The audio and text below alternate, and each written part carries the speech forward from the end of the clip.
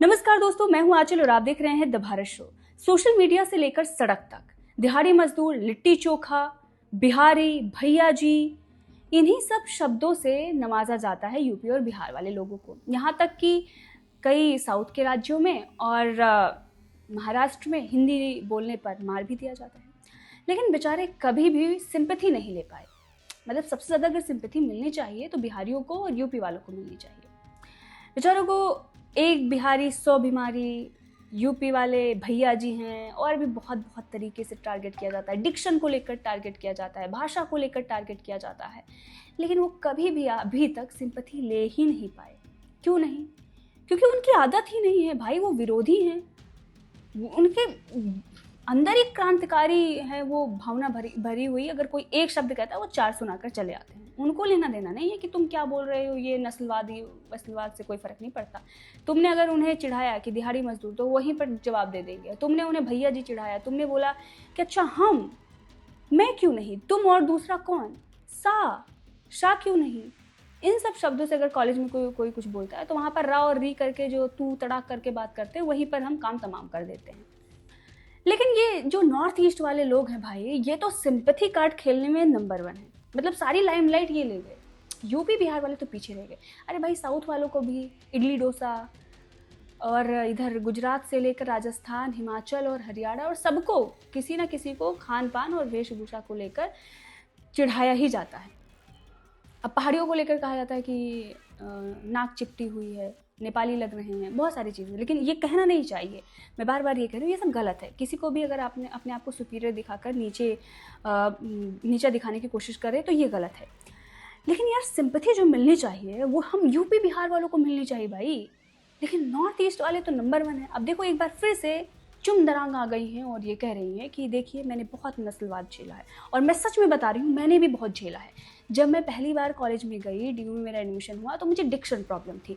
उस वक्त मुझे बहुत सारे लोग ट्रोल करते थे। इतना ही नहीं, लोग ये भी कहते थे तुम यूपी से हो, देख कर ही लगता है। अरे भैया, हमारे के सींग लगी हुई है कि हम यूपी से हैं। बस टोन ही तो थोड़ी सी प्रॉब्लम है, और टोन तो तुम्हारी भी थी। क्या कर रही है, कहाँ जा रही है, तू क्यों नहीं कर रही है, ये तो तुम्हारा भी था। लेकिन हमने कभी नहीं आपत्ति जताई, क्योंकि हमें आता ही नहीं है। हम सबका सम्मान कर लेते, कोई भी आए सबको हम, ठीक है तुम ही अच्छे हो, हमें कोई लेना देना नहीं है, हमें बस आगे निकलना है। और इसीलिए तो सबसे ज़्यादा प्रधानमंत्री हमने दे दिए। हम अपने चोर में रहते हैं और हम ध्यान ही नहीं देते। कौन क्या बोल रहा है बोलता रहे, हाथी चले बाजार, कुत्ता भौंके हजार। तो अब ऐसे में चुमदरांग का जो बयान आया है, उस पर लोग बता रहे हैं कि बहन तुम ही नहीं हो, हर किसी को झेलना पड़ रहा है। दरअसल चुम ने फिर से बयान दिया है और ये कहा है कि मैंने बहुत नस्लवाद झेला है। लोग मुझे मोमो बोलते थे, कोरोना बोलते थे, क्योंकि वो चीन से आया था। मुझे भारतीय होने पर गर्व है और ये मुझसे कोई छीन नहीं सकता है। अब इस पर लोग क्या क्या कमेंट कर रहे हैं, चलिए वो भी दिखाते हैं। अब इस पर एक श्रेया नाम की लड़की ने, जो कि शाइना भी नाम है शायद, यूज़र नेम शाइना लिखा हुआ है, उसने रिप्लाई किया है और लिखा है कि भारतीय होने पर गर्व है, लेकिन सीए का विरोध करना है। वहीं पर एक और यूज़र विकास सिंह नाम के यूज़र ने लिखा कि ऐसा कोई नहीं बोलता, सीरियस वे, सिंपैथी लेने के लिए डायलॉग दे रही है।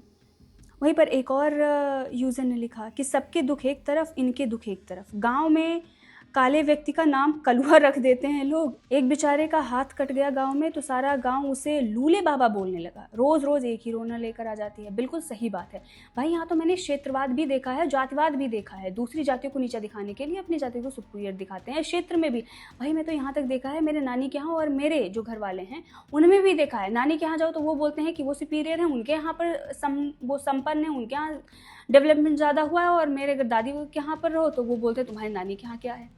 मतलब ऐसी भी चीज़ें मैंने देखी हुई हैं। और शादियों में तो मैंने अक्सर देखा है कि गालियाँ देते हुए, भाई लड़के वाले आते हैं जब शादी करने, तो उनको उनकी खान पान, पहनावे और बहुत चीज़ों को लेकर उन्हें गालियाँ सुनाई जाती हैं। भाई भर भर के गालियाँ सुनाई जाती हैं। अब वो क्या एफआईआर करवाते फिरें? हालांकि करना नहीं चाहिए, लेकिन मौज मस्ती होता है, लोगों का कर देते हैं।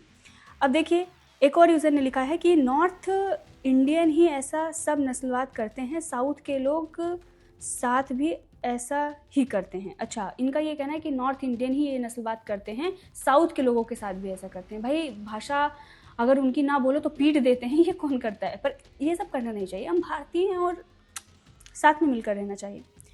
अब एक और यूज़र ने लिखा कि देश में देखा जाए हर जगह के लोगों को कोई ना कोई किसी न किसी तरह से नस्लवेदी टिप्पणी करते हैं। उदाहरण के तौर पर यूपी और बिहार के लोगों को देख लें, हर जगह उन्हें गलत बोलने वाले कोई ना कोई मिल ही जाएंगे। ये सब बंद होना चाहिए। बिल्कुल। देखिए, सभी वही बोल रहे हैं कि ये तो यही सब लोग बोलते रहते हैं, ये कोई बड़ी बात नहीं है। वही वचाल नाम के एक यूज़र ने भी लिखा कि बिहारी इडली, लस्सी, बाल विवाह, वड़ा पाव, ये सब भी इंसल्ट है, विक्टिम कार्ड खेल रही है। सही बात। मतलब राजस्थान के लोगों को बाल विवाह से चिढ़ाया जाता है, लस्सी पंजाब वालों को कहा जाता है, हरियाणा वालों को कहा जाता है कि भाई इनकी लड़कियां तो लड़कों जैसी दिखती। मतलब अलग अलग स्टेट को लेकर अलग अलग चीज़ें बोली जाती हैं और ये हमने कॉलेजेस में सुने हुए हैं। तो लोग जो है वो कॉलेज में क्या होता है, अगर आप किसी यूनिवर्सिटी वगैरह में जाते तो वहाँ पर बच्चे बहुत दूर दूर से आते हैं, तो वो दूसरों के लिए जो वहाँ पर सुन के आते हैं वो बताते हैं। बट ये बहुत ही लाइट मोड पर होता है, या अगर थोड़ा सा भी कोई नीचा दिखाने की कोशिश करे भाई, तो उसकी भी बहुत सारी कमियां हैं, तुम बता दो, दैट्स इट। वहीं पर काम तमाम कर दो। लेकिन अब इसे लेकर रोज मीडिया में रोते रहोगे तो कौन सुनेगा यार।